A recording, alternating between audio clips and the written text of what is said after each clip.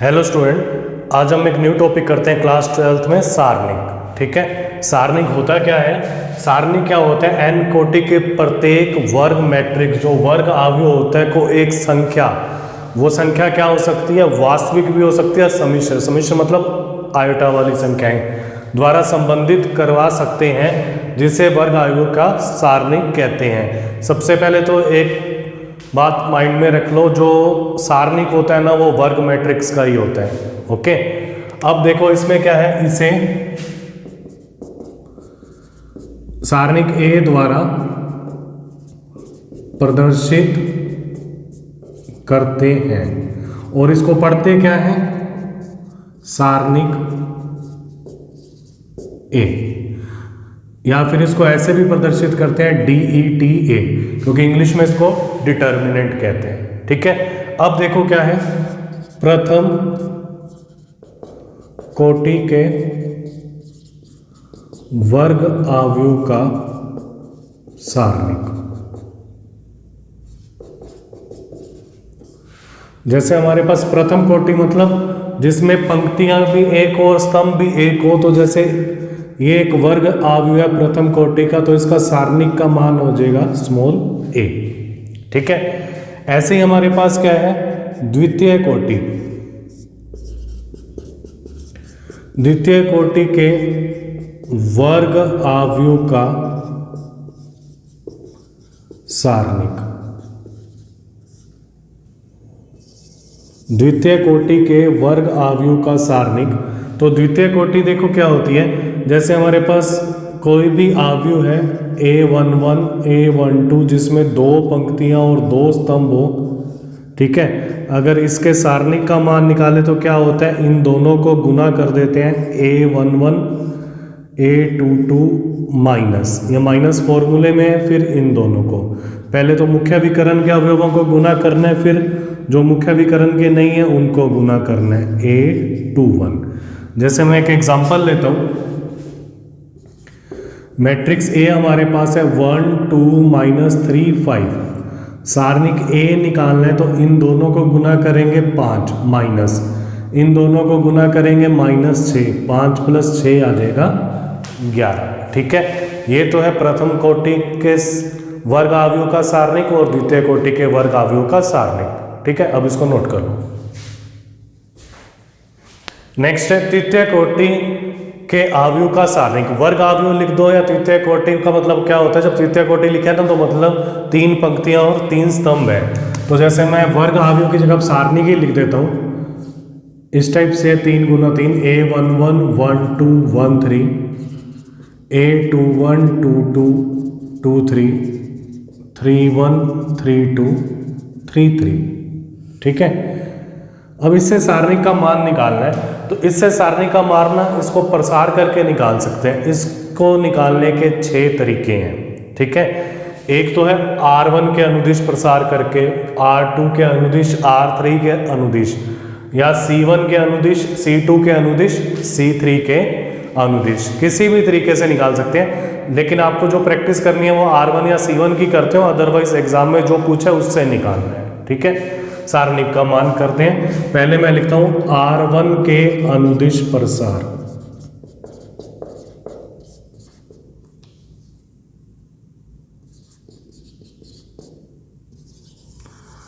अब या तो इसको सारणिक A लिख दो, कई बार इसको डेल्टा भी लिखा हुआ आ सकता है, इसका मतलब भी सारणिक है। R1 के अनुदिश का मतलब क्या है कि R1 के जो अवयव है ना, पहले उसको लिख देते हैं A11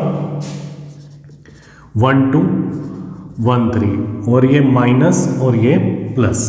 ठीक है, प्लस माइनस प्लस, अभी बता भी देंगे कैसे है। अब A11 करना है, तो A11 के लिए क्या करोगे आप, पहली पंक्ति और ये पहला स्तंभ, मतलब पहली पंक्ति को छोड़ दोगे, पहले स्तंभ को छोड़ दोगे, तो जो बच जाएगा ना हमारे पास ये रहा, इसको यहाँ लिख देंगे A22 2 × 2 मैट्रिक्स के रूप में, सारणिक के रूप में, सॉरी। अब A12 निकालना है। A12 का मतलब है इस बार हम पहली पंक्ति छोड़ेंगे और दूसरा स्तंभ, तो क्या आ जाएगा A21 A31, दूसरा स्तंभ छोड़ना है तो A23 A33। ठीक है, अब A13 A13 का मतलब पहली पंक्ति और तीसरा स्तंभ छोड़ दें तो क्या आएगा A21 A31 A22 A32। ठीक है, इस टाइप से इसको 2 गुना 2 को आगे हल करेंगे तो हमारे पास आंसर आ जाएगा। ऐसे ही हम निकालते हैं R2 के अनुदिश। R2 के अनुदिश जब प्रसार करेंगे ना तो R2 के अवयव को लिखेंगे, कौन कौन से, A21 A22 A23। अब देखो क्या है, यहां से स्टार्ट करते हैं, ये प्लस होता है माइनस प्लस या फिर प्लस माइनस, तो ये माइनस हो गया, ये वाला प्लस में होता है और ये माइनस में। और ऐसे भी ध्यान कर सकते हैं, अगर इन दोनों को जोड़ें, अगर सम संख्या आती है ना तो उससे पहले प्लस का चिन्ह होगा, जैसे 1 और 1 2 तो मतलब सम है, इससे पहले प्लस का, 1 और 2 3 माइनस है तो विषम है तो इससे पहले माइनस का। अब A21 का मतलब है कि अब आपने दूसरी पंक्ति और पहला स्तंभ छोड़ना है, ये दूसरी पंक्ति पहला स्तंभ, तो क्या रह जाएगा A12 A13, और दूसरी पंक्ति पहला स्तंभ छोड़ना है तो इसको छोड़ दिया और फर्स्ट स्तंभ को छोड़ दिया तो A32 A33। A22 का मतलब है दूसरी पंक्ति और दूसरा स्तंभ छोड़ना है तो चारों कॉर्नर वाले अवयव आ जाएंगे, कौन कौन से, A11 A13 A31 और A33। A23 का मतलब है दूसरी पंक्ति और तीसरा स्तंभ छोड़ना है तो हमारे पास आ जाएगा A11 A12 और A31 A32। इसको आगे प्रसार करेंगे तो उसी टाइप से आ जाएगा जैसे पहले किया था। ऐसे मैं एक C1 के अनुदिश लिख देता हूँ। C1 के अनुदिश मतलब अब पहले स्तंभ के अनुदिश लेना है तो पहले जो स्तंभ है ना उसके अवयव देखो क्या क्या है, एक तो है A11, फिर है A21, फिर है A31, ये प्लस है ये माइनस है और ये प्लस। ठीक है, अब A11 का मतलब है पहली पंक्ति और पहला स्तंभ तो क्या हो जाएगा A22 A23 A32 A33। 21 का मतलब है दूसरी पंक्ति पहला स्तंभ तो क्या आ जाएगा A12 A13 और A32 A33। 31 का मतलब है तीसरी पंक्ति पहला स्तंभ तो ये ऊपर वाले चार आ जाएंगे A12 A13 A22 A23। ऐसे ही एक मैं C3 के अनुदिश कर देता हूं।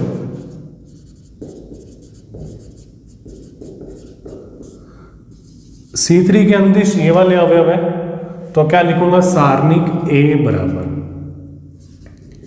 A13 A23 A33। ये प्लस में होगा, 2 3 देखो 2 और 3 5 हो गया मतलब विषम है तो ये माइनस में, और फिर ये सम है तो ये प्लस में। ठीक है, 1 3 मतलब पहली पंक्ति और तीसरा स्तंभ, इन दोनों को छोड़ देंगे तो ये चार अवयव रह गए तो ये क्या हो जाएगा A21 A22 A31 A32। ठीक है, अब क्या है दूसरी पंक्ति तीसरा स्तंभ, इन दोनों को छोड़ देंगे तो क्या आ जाएगा A11 A12 A31 A32। तीसरी पंक्ति तीसरा स्तंभ इनको छोड़ देंगे तो आ जाएगा A11 A12 A21 A22। ठीक है, इस टाइप से प्रसार करके अगर हल करेंगे ना, किसी भी तरीके से प्रसार करो, लास्ट में जो सारणिक का मान जो संख्या आएगी ना वो समान आएगी। अब नेक्स्ट में देखो सारणिक का मान निकालना है, इसको हल करना है। हल करने के लिए देखो क्या करते हैं, इन दोनों को गुना कर देते हैं कोस स्क्वायर थीटा माइनस, फिर इन दोनों को गुना करते हैं तो माइनस साइन स्क्वायर थीटा आएगा।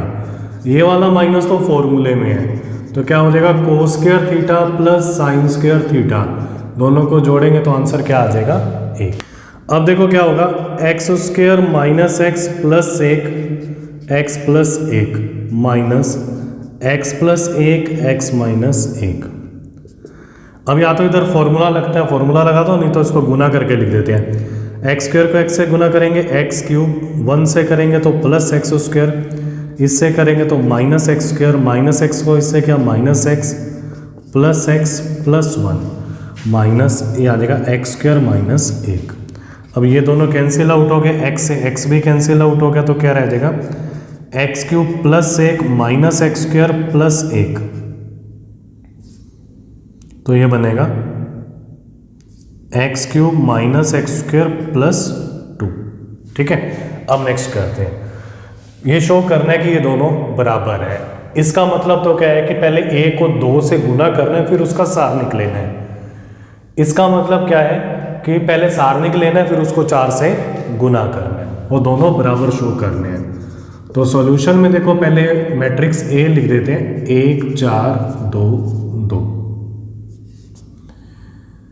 अब क्या है, पहले 2a निकालते हैं। 2a का मतलब है कि पूरी मैट्रिक्स 2 से गुना हो जाएगी, 2 4 8 4। अब इसका सारणिक निकालते हैं। सारणिक निकाल लेंगे ना, तो 2 8 4 4। सारणिक में देखो क्या होता है, सीधी लाइनें आती हैं, इसमें ब्रैकेट आती है मैट्रिक्स के अंदर।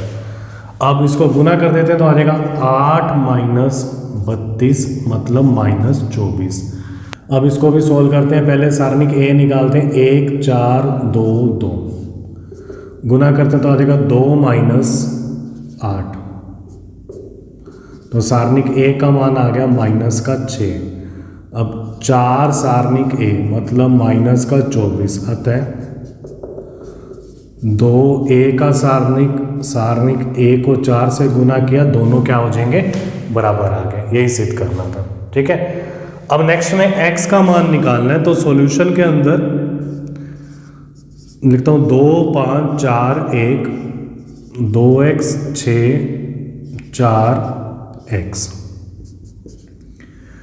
गुना करते हैं तो आ जाएगा 2 माइनस 20, यह आ जाएगा 2x स्क्वायर माइनस 24। ठीक है, अब क्या होगा, माइनस 18 बराबर 2x स्क्वायर माइनस 24। इसको यहाँ ले आते हैं 24 को, 24 यहाँ के प्लस का 24 आ जाएगा, माइनस 18 प्लस 24 बराबर 2x स्क्वायर। तो 2x स्क्वायर बराबर 6, x स्क्वायर बराबर 3 और x बराबर आ जाएगा प्लस माइनस √3। ठीक है, नेक्स्ट है निम्न सारणिकों का मान ज्ञात कीजिए। अब देखो क्या 3 गुना 3 की सारणिक है। ठीक है, अब इसको हल करते हैं। तो सारणिक के लिए क्या होगा, पहली पंक्ति के अनुदिश ही करता हूं मैं। तो पहले पहला अवयव लिख दिया 3, फिर माइनस फॉर्मूले में होता है ये -4, तो हो जाएगा प्लस का 4,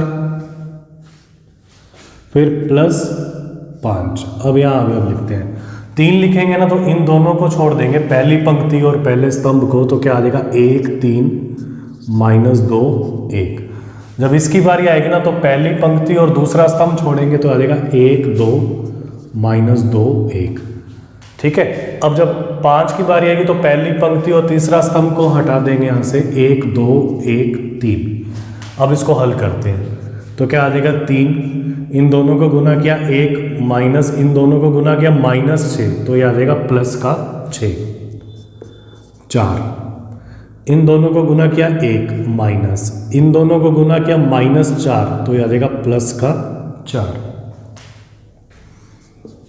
5, ये दोनों गुना होंगे तो आ जाएगा 3 माइनस इन दोनों को गुना किया तो आ जाएगा 2। 6 और 1 7, 7 को 3 से गुना किया 21, 4 और 1 5, 5 को 4 से गुना किया 20, 3 - 2 1, 1 को 5 से गुना किया 5, तो आ जाएगा 46। इसका प्रसार करेंगे ना तो पहले इसको मैं सारणिक A लिख देता हूँ, यह आ जाएगा 0 -1, पहली पंक्ति के अनुदिश कर रहे हैं। ठीक है, तो माइनस फॉर्मूले के अंदर है, फिर प्लस 2। 0 है ना तो इन दोनों को हटा देंगे तो क्या आ जाएगा 0 3 -3 0। अब इसके लिए पहली पंक्ति और दूसरा स्तंभ हटाएंगे तो आ जाएगा -1 -2 -3 0। अब इसके लिए पहली पंक्ति और तीसरा स्तंभ हटाएंगे तो आ जाएगा -1 -2 0 3। अब इस पूरे को गुना कर देंगे तो ये आ जाएगा 0 -1 0 माइनस फॉर्मूले में इन दोनों को गुना करेंगे तो प्लस का 6 आएगा +2। इन दोनों को गुना किया माइनस का 3 और ये आ जाएगा -0 लिख दो या +0 माइनस माइनस प्लस 6 -6 आंसर आ गया 0। क्लियर। नेक्स्ट देखो क्या है, इस सारणी का मान निकालना है। सारणी का मान देखो, इसको प्रथम पंक्ति के अनुदिश ही प्रसाद कर देते हैं। तो पहले आएगा 0 minus sine alpha minus cos alpha.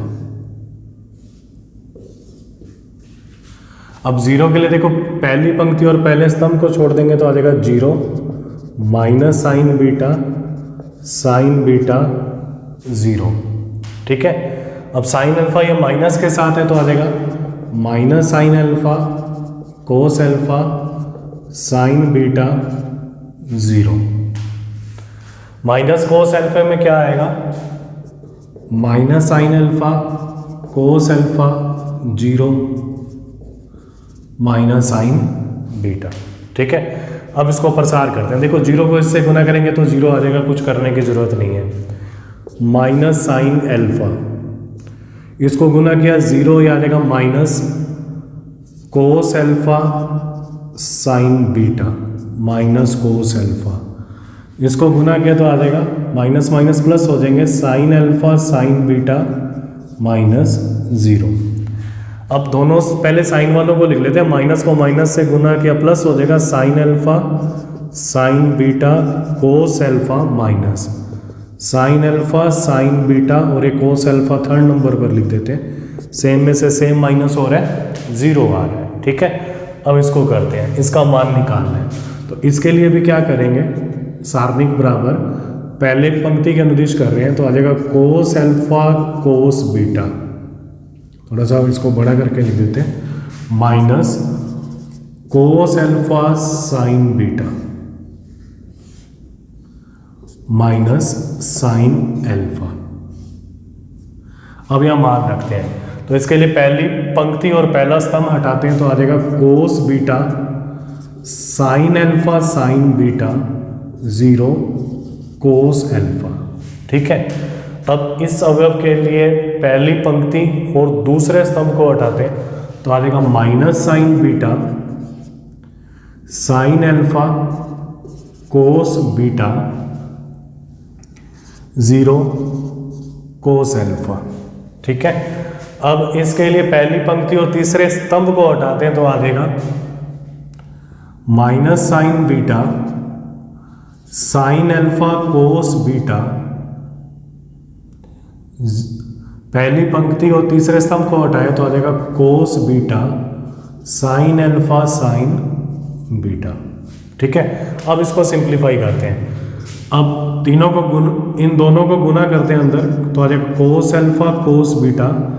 तो एल्फा को पहले लिख देते हैं cos alpha cos beta -0 minus cos alpha sine beta. इन दोनों को गुना किया तो आ जाएगा minus cos alpha sine beta -0 minus sine alpha. इनको गुना किया तो आ जाएगा minus sine alpha sine square beta minus sine alpha cos square beta. ठीक है। अब इनको गुना करते हैं। ये गुना करेंगे ना तो आ जाएगा cos square alpha cos square beta. इसको गुना करेंगे तो आ जाएगा प्लस, इसको गुना करेंगे तो आ जाएगा plus cos square alpha sine square beta minus sine alpha.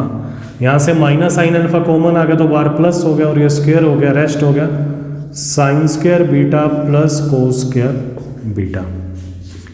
इन दोनों में से कोस स्क्वायर एल्फा कॉमन आ रहा है तो बाकी बच जाएगा cos square beta plus sine square beta plus sine square alpha और ये 1 हो गया। ठीक है। और ये भी 1 हो जाएगा तो आ जाएगा cos square alpha plus sine square alpha और इसकी वैल्यू भी क्या आ जाएगी 1, क्योंकि cos square theta plus sine square theta का मान होता है 1। क्लियर। नेक्स्ट क्वेश्चन में देखो, सॉल्यूशन में पहले मैं ये सारणी लिख देता हूँ, x sign theta cos theta minus sine theta minus x एक कोस थीटा एक एक्स। ठीक है, अब देखो क्या है, हमने सिद्ध करना है कि थीटा से स्वतंत्र है, मतलब आंसर के अंदर थीटा नहीं आना चाहिए, एक्स आना चाहिए या कोई संख्या आनी चाहिए। ठीक है, तो मैं इसका प्रसार कर देता हूँ R1 के अनुदिश। तो पहले मैंने x लिख दिया सारणिक, फिर माइनस साइन थीटा, फिर 2 गुना 2 की सारणिक, फिर प्लस कोस थीटा, फिर 2 गुना 2 की सारणिक। ठीक है, अब x के लिए क्या करेंगे, पहली पंक्ति पहले स्तंभ को हटाएंगे तो आ जाएगा माइनस एक एक एक एक्स। अब पहली पंक्ति दूसरे स्तंभ को हटाएंगे तो आ जाएगा minus sine theta cos theta एक एक्स। पहली पंक्ति तीसरे स्तंभ को हटाएंगे तो आ जाएगा minus sine theta cos theta minus x एक। ठीक है, अब देखो क्या होगा, x इन दोनों को गुना किया माइनस एक्स स्क्वायर माइनस एक,